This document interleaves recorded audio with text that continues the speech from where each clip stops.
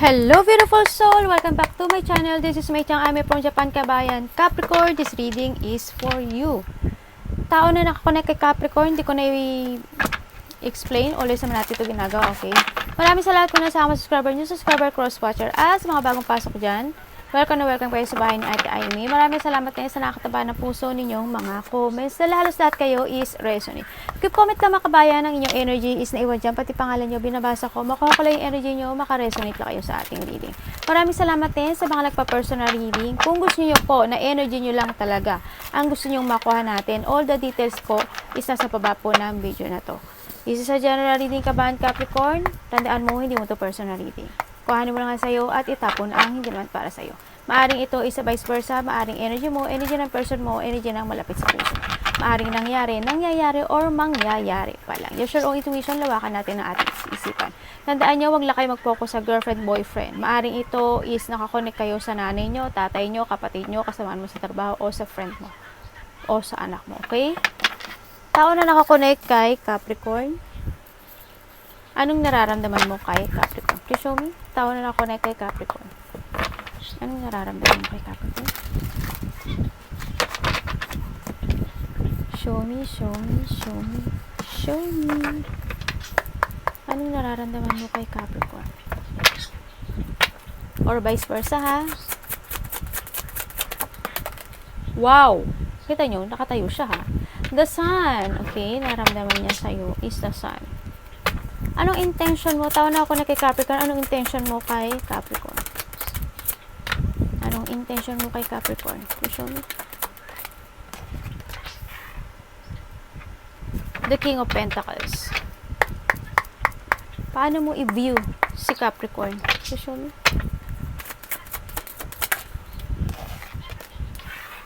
The Magician. Okay. Or vice versa. Tandaan nyo, ha? How do you view Capricorn? Inaayos ko yung pa ko, sorry ah. Anong nararamdaman mo, Capricorn, sa tao na to?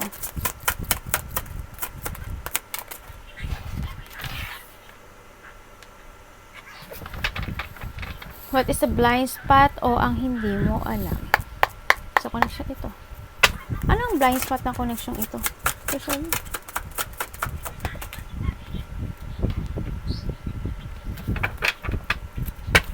Capricorn, energy in August 2024. Wow, ganda ng energy mo. Universe, ano pong advice nyo kay Capricorn this August 2024? Please show me. Thank you po. Wow, ganda oh. Simula dito. Ganda. Overall energy po ni Capricorn this August 2024. Overall energy ni Capricorn this August 2024.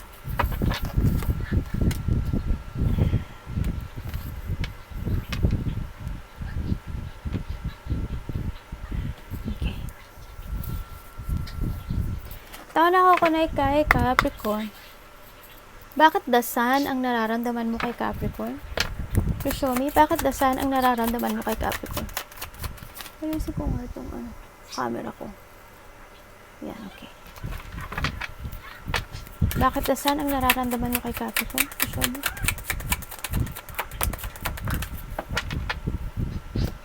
Wow! Tingnan mo. The Sun and the Sun. Okay, nararamdaman sa'yo is, syempre, masaya, no? Pa yung tao na I feel happiness sa'yo, ganyan. Kaso, kung sa iba dito, nagkaroon ng separation, ano? Ibig sabihin, nagkaroon ng iba. Siguro, yun nakita ko. Nagkaroon ng iba, or nakakaramdam siya sa'yo na, nararamdaman niya sa'yo happy, no? Joy. Tingnan nga natin. Gusto ko makita to. Bakit? Re-observe. Nagkahiwalay ba kayo nito? Bakit re-observe?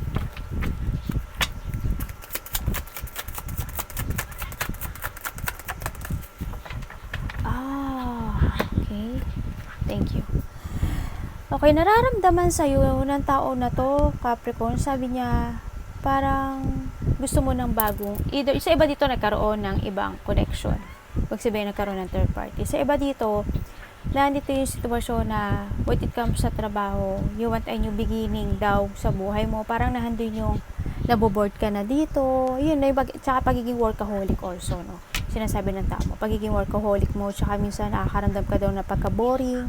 Kumbaga may mga, parang ang sitwasyon mo daw always is paulit-ulit. Ganun. Kumbaga nagkakaroon sa iba sa inyo na mga, minsan nawawalan ng walang confidence, tapos may mga sitwasyon na nagpe-fail, ganyan. Parang may mga sitwasyon na na parang may depression. Minsan daw hindi ka daw masaya. Minsan daw may lungkot siyang nakikita at nararamdaman sa'yo.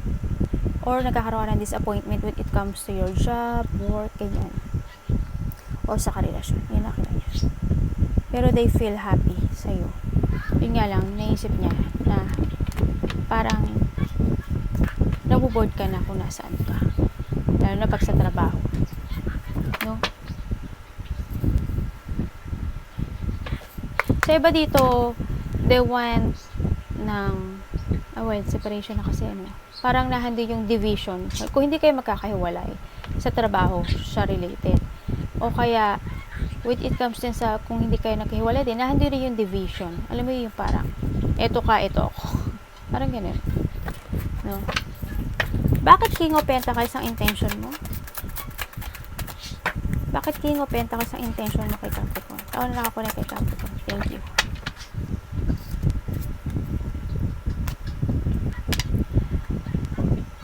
Okay, ang intention niya sa'yo, either ikaw or siya is nagiging very cold, no? Cold sa isa't isa.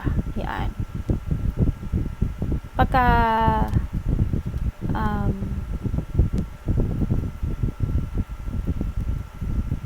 parang may mga biglaang mangyayari. Parang minsan lang, parang bigla lang kayo mag-uusap. Pag siguro naisipan, ano to? Intention niya sa'yo is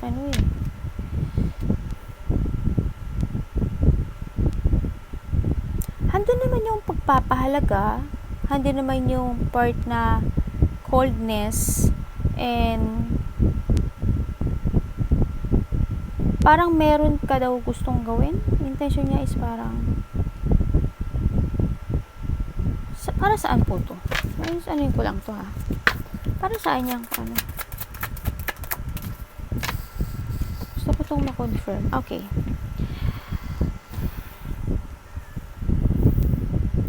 Ang intention niya sa'yo is to chase your dreams Pero handun ka sa part na parang nagkakaroon ng failure, no? When it comes sa mga dreams come true mo. Yan. Kung baga nagkakaroon ng mga regret, mga disappointment sa trabaho, ganito din dito. Disappointment sa trabaho, may loneliness and sadness ka daw nararamdaman. Intention niya sa'yo is to make a new beginning. Kausapin ka niya na kung gusto mo daw na na i-chase yung dreams mo, go. Parang ganun. Ganun nakita ko. Kaso, andito yung part na parang nagkakaroon ng back and forth feelings. Kumbaga, gagawin ko ba o hindi? Gagawin ko ba hindi? Parang ganun. Ang nakita ko dito. Kumbaga, nawawalan ng kumbaga, pa siya, wala pa yung totally clear path or movement ako nakikita dito. Pero, sinasabi rin dito, intention niya sa'yo is minsan daw, sa pagiging workaholic mo, sa minsan daw magpahinga ka raw. No? Kasi parang nakikita niya na you need din ng relaxation. Kumbaga, marami kang iniisip, kumbaga ganun. Ang dami mong task, ang dami mong priorities na ginagawa, either sa trabaho, yan. Kumbaga, ang dami nakikipag-communicate din sa iba. Kumbaga, bigyan mo daw ng time mo sarili mo. Mag-relax ka, mag-rest ka, mag-rejuvenate ka, and mag-recharge ka. Intention niya sa'yo is to relax and recharge.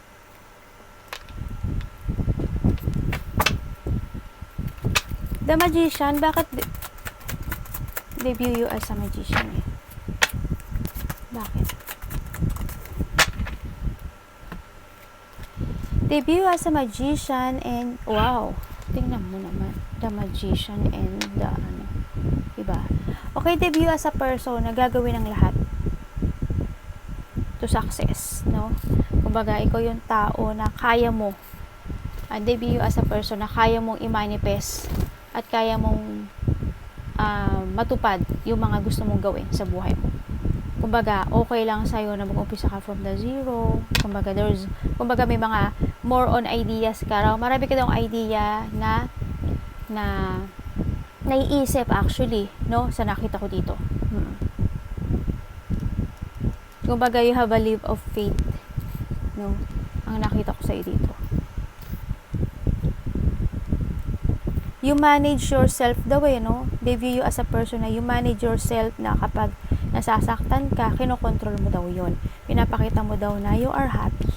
No? Sa nakita ko, kahit may problema ka at may minsan hindi ka nalulungkot ka or may mga nararamdaman kang hindi okay sa'yo, pinapakita mo na okay ka. Yan. They view you as a person na kaya ang lahat. I-handle. Ganyan.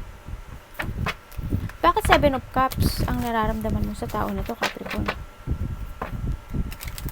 Or vice versa, ha? Tandaan nyo. Bakit 7 of Cups ang nararamdaman mo sa tao na to? Wow. Okay, nararamdaman mo sa tao na to or vice versa. Ito yung tao, sabi mo, matao siya na maraming dreams come true. No? Kumbaga, maraming iniisip. Maraming gustong solusyonan. At maraming pinag-aaralan. There's a person din na masyado siyang thirst of knowledge, ganyan, tao na tahimik lang, tao na gusto palagi mag-isa, like you. Sabi ganun no? Tao na there's an awareness o tao na have a knowledge, kumbaga, may karunungan sa lahat ng bagay. Ganun. Yes. Oo, tama. Yun nga. Nanigurado pa si ate. Anak, tao na pala isip. Ganyan. Nag-away yung dalawa. Nag-away. Akang yo, akang. Kenka, akang. Kyodai desho. I love you, chuchuniste. Tingnan natin bakit the Queen of Pentacles ang blind spot. Bakit Queen of Pentacles ang blind spot ng connection ito? Nandun sila nag-aaway. Bakit Queen of Pentacles ang blind spot ng connection ito?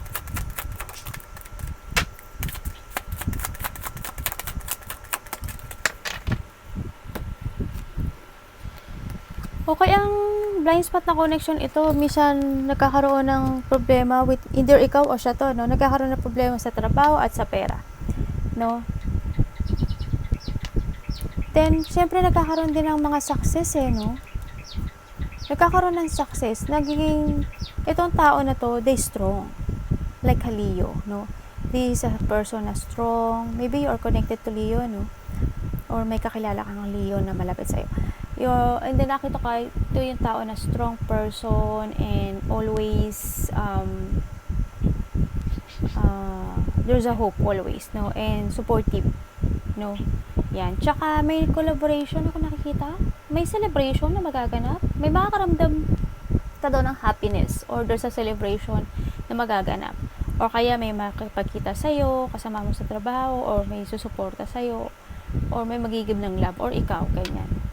Kumbaga, andun yung collaboration, creative, there's a creative din, may celebration, birthday, gathering, pregnancy na kaibigan, married na pupuntahan, basta mga happiness, ako nakita. There's a victory and success, ako nakita ko yung excitement dito, no? When it comes to money, may success ako na nakikita sa'yo, Capricorn.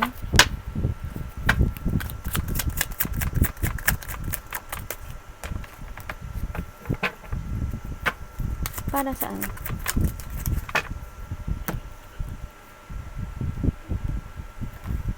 When it comes sa mga decisions in life, tsaka sa pera, medyo mabagal siya. Pero may success ako nakikita sa'yo. Yun nga lang, may problema ka daw sa pera. Ingat ka, kasi we have the justice and the devil. No? Baka maloko ka sa pera. O kaya maaring maloko ka ng kasama mo sa trabaho. Hindi siya boss eh. Actually, baka second boss tapos yung baba ng boss. Yun, mga ganun. Manager, yan. Mga ganun. Ingat ka lang. Kasi may nakita akong dishonest, no? Dito. May dishonest person and may sinasabi siya dito na kailangan daw ng change ng food. Hindi ko alam kung ikaw or iba. Or a part of the family. 4 of Wands. Bakit 4 of Wands ang energy mo? This August. Wow. Tingnan mo. Okay, ang ano mo dito, energy mo, this is to achieve your goal. To achieve yung money. There's a celebration na magaganap. Birthday, close relationship, may happiness, may enjoy, may fun, may mga a little goal. There's an achievement eh. May achievement. Ikaw na maaano. Oh. May mananalo. Tingnan ko nga. Sa iba dito may mananalo.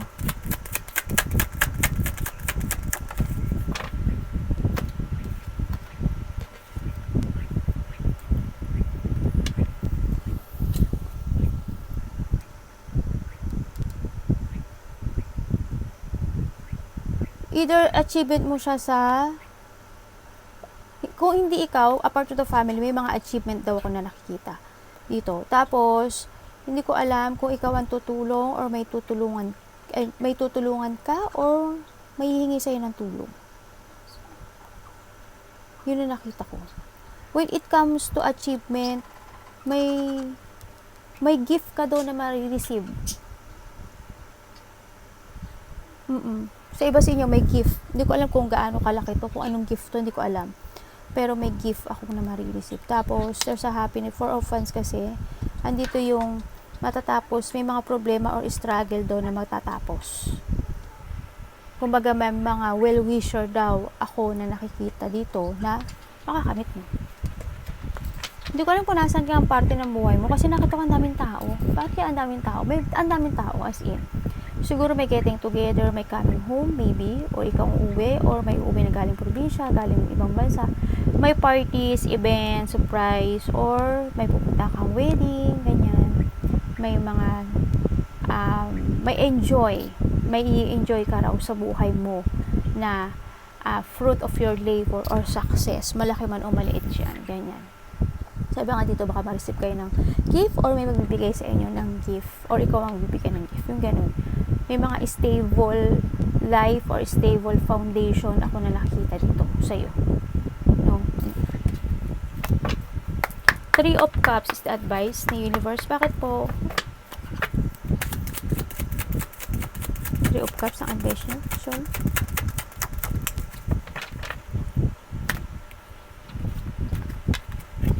Ang advice niya sa'yo, ano ba ito? Ulo ko.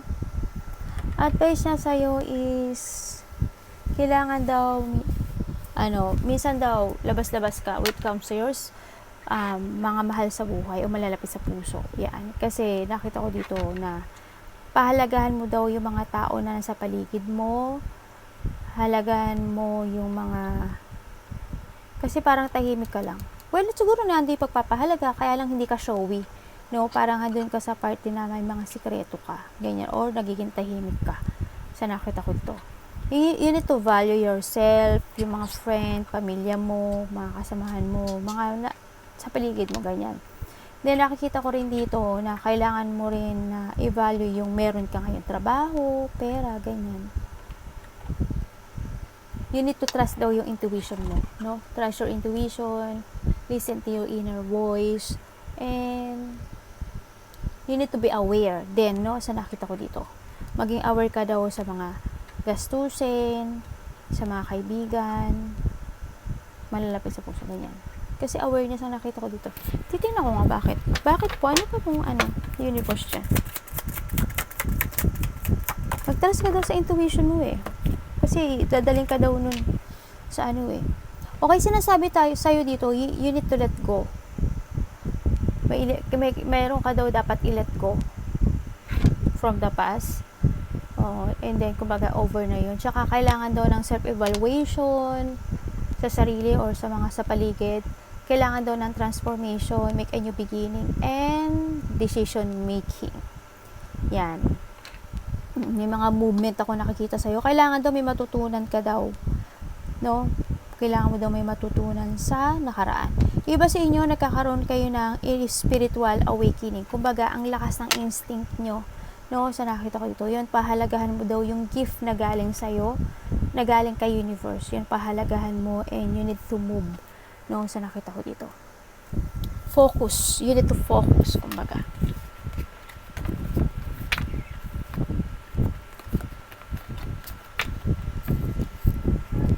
Tingnan natin ang Queen of Swords. Overall energy ni Capricorn. Queen of Swords. Bakit? Diba? Nagkakaroon yung iba dito ng spiritual journey. And then, nakikita ko dito na dadaan ka daw sa sitwasyon mo na mabiburn out ka raw. Mati-drain. Yan. May mga sitwasyon ka daw na parang you want to give up and I want to quit. Mga ganyan. May mga sitwasyon daw ako na panghihinaan mo ng loob. No, may mga sitwasyon daw ako na nakikita na either ikaw or malapit sa puso. May mga sitwasyon ako nakita na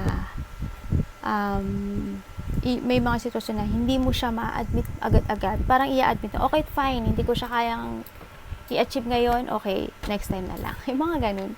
Tsaka may drain, tsaka ma-burnout ka raw.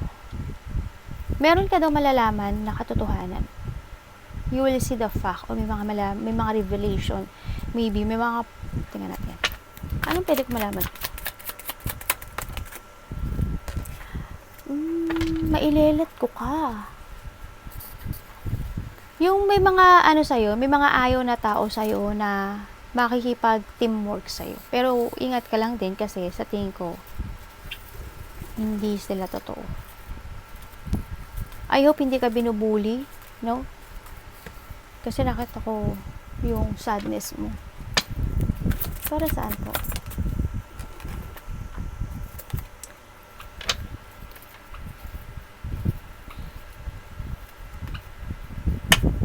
Parang mahahang ka. Kailangan mo, okay. Magkakaroon daw na, mailelet ko ka, diba? Sabi ko sa'yo, mailelet ko ka. May malalaman ka katotohanan or maaring magkakaroon ka ng mga pagbabago with comes sa decisions in life, mga rules sa buhay, and then may mga strategy and may mga pagpaplano. No? Ako nakikita sa'yo dito. Meron ka daw dapat i-sacrifice to achieve para daw may ma-achieve ka. Yun ang nakita ko. No? May happiness nga ako nakita by August. Kumbaga, there's a success ako nakikita. Make a new plan para magkaroon ng success and achievement sa buhay mo. Yun ang nakita ko dito. At kailangan mo talaga mag-let go. Kailangan you have a perspective or pananaw sa buhay. No? Kasi going toward. Tsaka hanapin mo daw kung saan ka magaling, ano yung kaya mo. Kumbaga, you need mo pa daw na i-grow yung sarili mo. Mayroon daw na, may mga plano ka raw kasi na nakikita ko na i-move forward mo daw yun. Yan, mag-forward ka daw doon. Tapos, kailangan mo daw i-explore yung sarili mo. Mag-focus ka daw sa sarili mo para sa pagbabago. Yan, no? Kumbaga yun. You need to spread your wings and flying high. Okay? Ang nakita ko sa'yo dito. Baka iba sa inyo may travel, no? Sa nakita ko dito. Yan. Arigatou namaste. God bless.